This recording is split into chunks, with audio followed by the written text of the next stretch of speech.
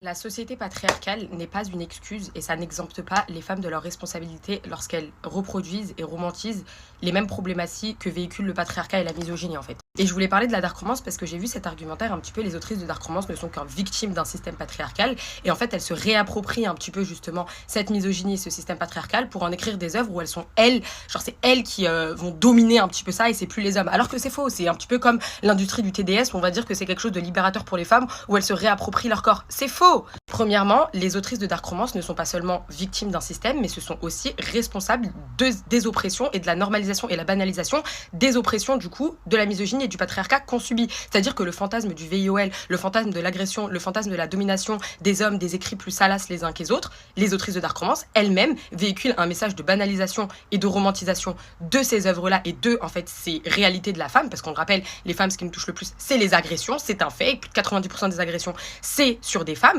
En fait, ça devient des acteurs des abus qu'on subit. C'est-à-dire qu'elles-mêmes sont responsables. Donc oui, moi je responsabilise les autrices de dark romance comme la Hunting Adeline et je les considère comme mes bourreaux au même titre qu'un homme. Et non, je ne me dis pas c'est des victimes d'un patriarcat, donc c'est moins pire qu'un homme. Je me dis que c'est 1000 fois pire parce qu'elles sont dans un système littéralement dont elles sont victimes également de cette romantisation et du fantasme de VOL. Et pourtant, elles vont écrire et banaliser et romantiser et mettre dans la tête de jeunes femmes en fait que c'est normal, qu'en fait quand c'est mis sur un prisme plus cute, romantique, érotique, on le rappelle, les narratifs utilisés dans la dark romance sont les mêmes utilisés par les agresseurs, c'est-à-dire qu'au fond d'elle, elle le voulait, c'est-à-dire qu'elle a dit non, mais c'est parce qu'en fait c'était un fantasme sur l'instant T, et en fait c'est reprendre les mêmes narratifs, donc en aucun cas c'est se réapproprier ça pour se battre contre ça. L'argumentaire également qui veut que la dark romance c'est un genre qui va traiter de sujets extrêmement sombres et donc de sujets qui sont nécessaires pour, à traiter et dont pas mal de personnes qui ont des traumatismes pourraient se retrouver dans la dark romance. En fait, il est entre guillemets caduque parce qu'en théorie, oui, par exemple, il y a des dark. Je disais oui, il y a des dark espaces romances qui vont traiter par exemple des tentatives de haine, de pensées sombres, etc. Mais en fait, ces dark romances, elles deviennent minimes sur le marché. Vous allez arrêter de mentir au peuple. Oui, il y en a, moi j'en ai déjà lu une qui ne romantisait absolument rien, mais vous n'allez pas mentir sur la place publique. La majorité des œuvres vendues, quand vous allez à la Fnac, les œuvres les plus vendues, c'est des œuvres du style Monster Hunting Adeline, c'est des œuvres qui sont pures et dures, en fait, de la romantisation, de la banalisation, et en fait, c'est rendre glamour et rendre fun et rendre un petit peu genre.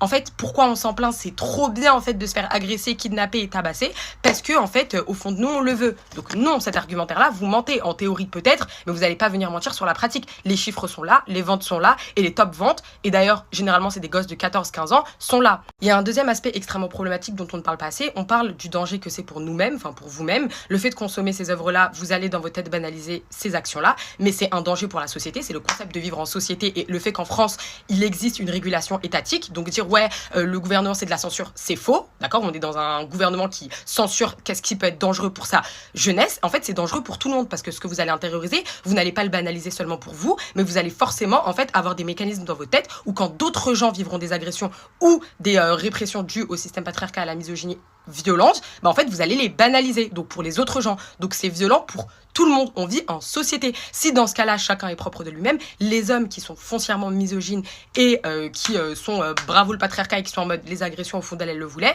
bah ce serait dangereux que pour eux. Non, c'est dangereux pour tout le monde. La culture du fantasme façonnée par le patriarcat, c'est la raison pour laquelle la dark romance est autant lue. C'est-à-dire que le fait de dire s'il y a autant de gens et que ça fait partie des top ventes, ce n'est pas un argument pour défendre la dark romance, c'est un contre-argument.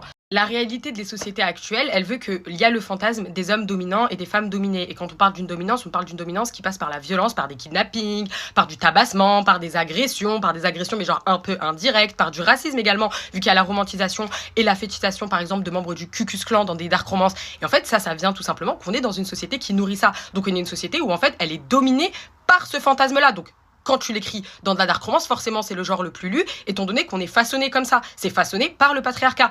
Donc ça, non, ça ne vient pas de nulle part. Et c'est pas genre, ouais, bah si c'est autant lu. Non, c'est faux, c'est juste contre-argument, tu lui dis de la D.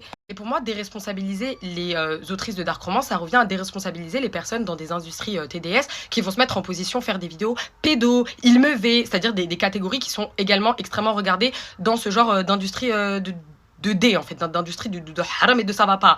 En fait, dans les deux cas, ces femmes-là se mettent en situation pour des gains financiers. Non, c'est pas une nécessité. T'as qu'à juste pas te mettre dans une situation où en fait tu te fais V, ou en fait t'es une petite fille où tu te fais des petites queues de cheval et tu viens de sortir de l'école. T'as qu'à aller au bois de... Non, au bout d'un moment, stop, vous allez pas venir tout whipping et dire ouais, c'est une nécessité. Non! Et en fait, de manière plus globale, moi je trouve qu'on devrait avoir une conversation sur le fait que le patriarcat n'exempte pas toutes les femmes. C'est-à-dire que je pense que certaines femmes, faut vous enlever le mot patriarcat de la bouche, parce que quand vous êtes littéralement des oppresseurs et que vous... Et c'est pas des petites choses intériorisées qu'on a toutes. Tout le monde, on vit dans une société patriarcale, on intériorise des choses. Mais à partir du moment où toi, ton intériorisation, après tu l'extériorises et de manière extrêmement violente, parfois beaucoup plus violente que des hommes, qui va impacter nous toutes en tant que femmes dans ta banalisation de tes écrits et dans plein d'autres choses, non, t'es pas exempté par le patriarcat, hein. Non, c'est trop facile, c'est trop facile. Un exemple tout débile, j'avais vu une vidéo qui expliquait plus ou moins que quand deux femmes étaient en compétition ou etc., c'était à cause du patriarcat, tout ça, pas de souci. Maintenant, quand une femme blanche s'en prend à une femme noire, ce qui est le cas très très souvent, femme et femme, 1 + 1 = 2, ça s'annule. Maintenant, il y a blanche et noire. On va pas exempter, c'est-à-dire que les femmes blanches, quand elles étaient racistes et quand elles soutenaient l'esclavage et quand littéralement leur féminisme excluait les femmes noires, c'était pas le patriarcat qui les a obligées. C'était pas le patriarcat qui les obligeait, c'était des racistes comme des autres, c'était des enfants de colons comme des autres, c'était des esclavagistes comme des autres. C'est pas parce que t'es une femme que t'es moins esclavagiste. Non, il faut le dire. Il faut le dire. Et d'ailleurs, imposer la hiérarchisation des oppresseurs, c'est un truc de blanc. Voilà, c'est un truc de privilégié plutôt, pas seulement de blanc.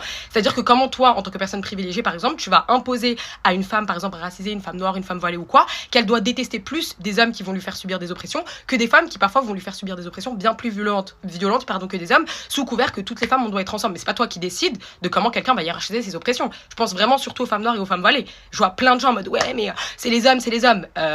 Alors, and I'm gonna touch your hand when I'm gonna say this, les femmes sont pas mieux en termes de racisme auprès des femmes noires, en termes d'islamophobie auprès des femmes voilées, que les hommes. Et le fait qu'elles soient des femmes, ça ne les exempte pas. Enfin bref, l'émancipation des femmes, elle se fera pas par la romantisation de la violence. L'émancipation des femmes, elle ne se fera pas par la romantisation et la banalisation de ce qui nous empêche de nous émanciper. Bien sûr, voilà. C'est en fait 1 + 1 = 2. Au bout d'un moment, j'ai l'impression de... Là, je me dis, mais c'est dingue de devoir dire ça. C'est dingue de devoir se poser et dire non, romantiser le VIOL, c'est pas ce qui fera combattre le fait qu'on est dans une société où même les États, les institutions politiques, parfois romantisent, pas parfois en fait, souvent, romantisent et banalisent la pédo et le VIOL. Donc vous n'êtes pas les féministes girls, power rangers girls que vous pensez être. Astaghfirullah ya Rabbi. Vraiment, la chouma.